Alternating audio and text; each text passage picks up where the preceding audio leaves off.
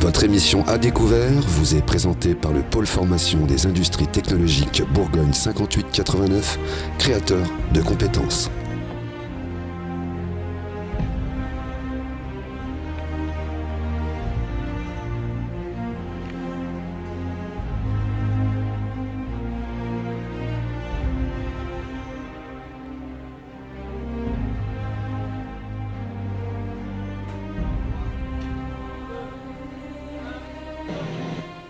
Toujours sur les 9e Récidos à Sens et dans la salle des fêtes, c'est le dernier plateau de ce samedi. Et j'ai la chance d'avoir à côté de moi l'association Nature et Petites Mains, voilà, avec, je ne dis pas de bêtises, parce que si j'ai des bêtises, Bénédicte Pollereau. Oui, bonsoir, bonsoir. Comment ça va ? Très bien. Très bien. Et j'ai de l'autre côté, pour la partie du Grand Sénonais, Sébastien Poutot, qui lui est l'ambassadeur du Grand Sénonais. C'est ça, exactement. Comment ça va, Sébastien ? Eh bien, ça va bien, merci. Eh bien, très bien. Eh bien, je vais vous demander, chacun de votre tour, d'expliquer un petit peu ce que vous faites chacun dans votre coin. Et on finira par le projet que vous avez, en tous les cas, la convention que vous avez ensemble, commence sur un projet bien défini, bien précis. C'est ça ? Tout à fait. On commence par les dames ? Allez, Alors avec plaisir. Bénédicte Pollereau, donc vous êtes comment ? Alors vous êtes animatrice, vous êtes éducatrice, comment ça se passe ? Alors, je suis animatrice nature, c'est ce qui parle le plus au public. Donc, qu'est-ce qu'on fait au quotidien pour être animatrice nature ? Eh oui. On va effectivement sur des projets. Là, nous, on a un jardin partagé, un jardin pédagogique. Et donc, c'est un support pour découvrir ce qui se passe dans l'environnement, nos problématiques et comment on peut, à notre niveau, y remédier. Alors, une problématique, le compostage. Le compostage, c'est même pas une problématique, c'est Enfin, plutôt en une tous les cas, solution. c'est plutôt une solution, mais qui en découle voilà, d'une problématique. Du problématique. Comment on peut gérer nos déchets au quotidien. Donc c'est aussi ce qui nous réunit ici sur notre thématique sur le 7e continent, puisqu'effectivement, dans nos océans, on retrouve énormément de déchets. Et ces déchets ont une certaine durée de vie.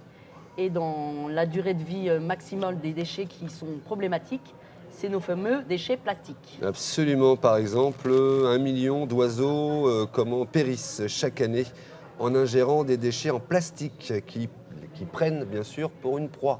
Voilà. 1 million. 1 million, et ce n'est pas les seuls à être impactés, puisque toute la chaîne alimentaire finalement des océans va à un moment ou à un autre se retrouver avec du plastique. Et au bout de la chaîne alimentaire, oui. On a quand même les hommes, même si pour l'instant ces polluants dans les chairs de ces poissons nous impactent moins que la pollution des eaux de surface qu'on boit, puisque vous connaissez peut-être les perturbateurs endocriniens qui posent énormément plus de problèmes à l'heure actuelle. Le 7e continent, vous avez commencé un peu à l'expliquer, on peut rentrer un petit peu en détail dedans. Comment vous l'expliquez ? Je vous entends toute la journée expliquer aux enfants et aux adultes. Le 7e continent, en fait, il commence chez nous, à côté de chez nous, sur nos trottoirs. Quand on a lâchement abandonné un déchet et qui va être emporté par les eaux ou par le vent. Vous avez peut-être déjà vu les plastiques qui volent, qui vont se retrouver dans nos rivières, jusqu'aux fleuves, jusqu'à nos océans. Et peut-être retour sur nos plages, quand on va à la mer. Ça, c'est plus flagrant à la plage. Hein. Alors à la plage, les sacs en plastique, les gobelets. Voilà. Mais quand ils ont été nettoyés tous les matins, finalement, cette pollution, on ne la voit pas forcément. C'est une pollution un peu cachée. Chaque matin, on vient nettoyer nos plages. Mais dans les pays en voie de développement, il n'y a pas forcément tout ce travail qui est fait. Là, du coup, c'est vraiment flagrant. Votre association, elle est basée sur Sens. Tout à fait. Et on rayonne effectivement là où on nous appelle pour... surtout là, par rapport aux récidos, les classes d'eau, on intervient dans le montage de ces projets classes d'eau. Et sur ces problématiques de 7e continent, ça pourrait être vraiment intéressant à aller voir au plus près les jeunes, parce que c'est eux qui vont être à gérer cette problématique. Alors comment justement vous les sensibilisez ? Vous allez faire du nettoyage avec eux, etc. Alors on peut être sur des projets très actifs et leur faire prendre conscience avec des petites expériences que voilà, il y a aussi les gestes qu'on peut faire au quotidien pour éviter cette pollution. Ouais. Et alors, de l'autre côté, Sébastien Pollereau, donc ambassadeur. Moi, c'est Sébastien Poutot. C'est Bénédicte Pollereau. Oui, ça suffit, Sébastien, commencez pas. Pas grave. J'ai Donc, essayé. je reprends, Sébastien. Donc, avec Sébastien Poutot. Merci. On est d'accord, voilà. Donc, ambassadeur donc, du Tri du Grand Sénonais. Alors, ça veut dire quoi, ambassadeur, et ça consiste en quoi? Eh Surtout ben, concernant le tri.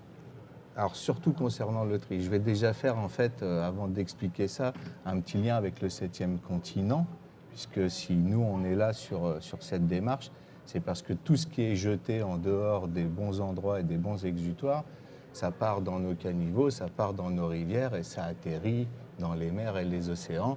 Et c'est ce qui contribue à former. Donc, c'est parce qu'on est loin de la mer qu'il faut jeter ça n'importe où. Voilà l'idée déjà de base. contribuer au 7e, à éviter le 7e continent.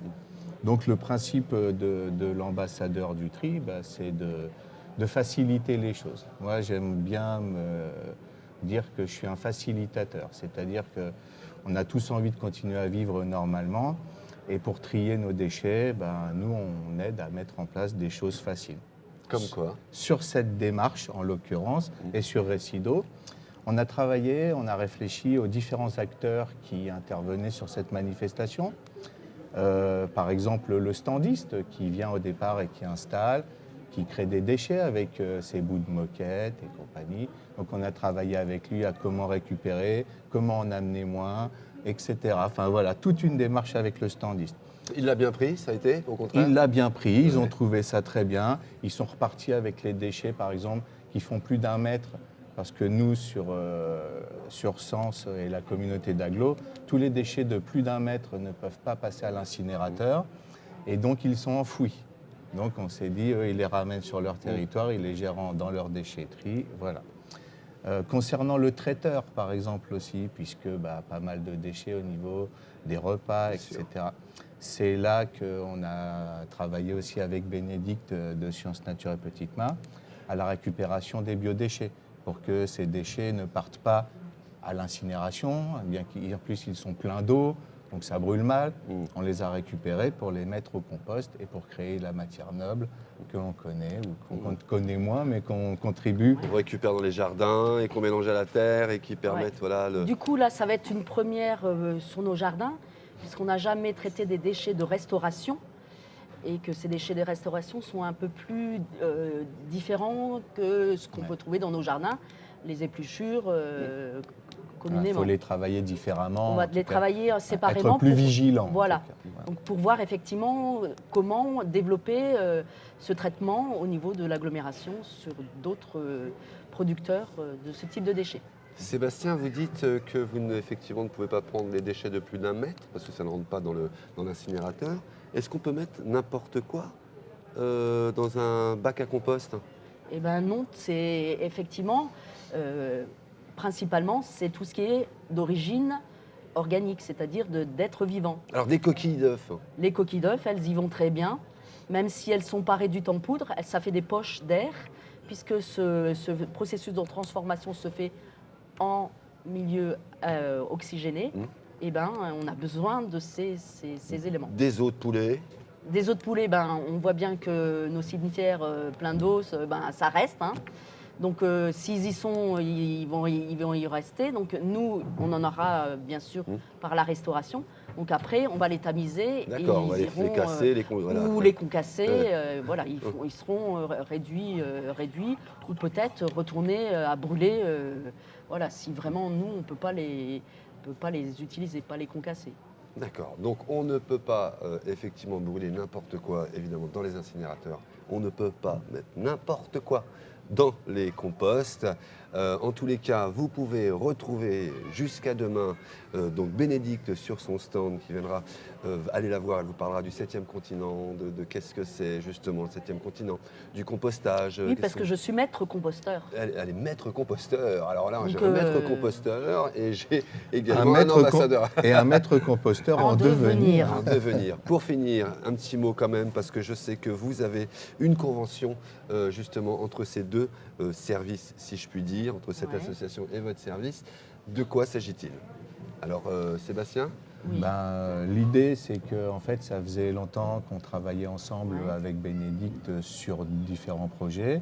Et quand moi, je suis arrivé sur ce poste à l'agglomération, c'est tout naturellement que j'ai rappelé Bénédicte en lui proposant de travailler ensemble, puisqu'on intervient dans les écoles, puisqu'on se disait que de travailler avec les plus jeunes pour les histoires de tri, de compost, etc., c'était une bonne idée. Et Bénédicte intervient sur... On n'a pas la même approche, on n'a pas les mêmes domaines de compétences. Moi, j'interviens plus sur les gestes de tri, la démarche de réduction des déchets et le cycle des déchets sur l'agglomération. Et Bénédicte intervient plus sur la gestion des déchets dans le temps. Oui. Et la partie plus nature et comment détourner effectivement de nos poubelles tout ce qui peut être composté. Évidemment. Voilà.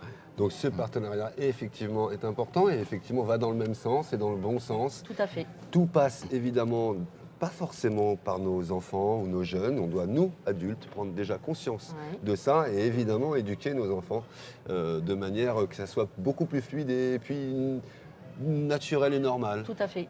Il m'est arrivé de jeter quelque chose et voilà. Et aujourd'hui, je sais qu'il ne faut pas le faire. Hein, on est Voilà. d'accord. Voilà.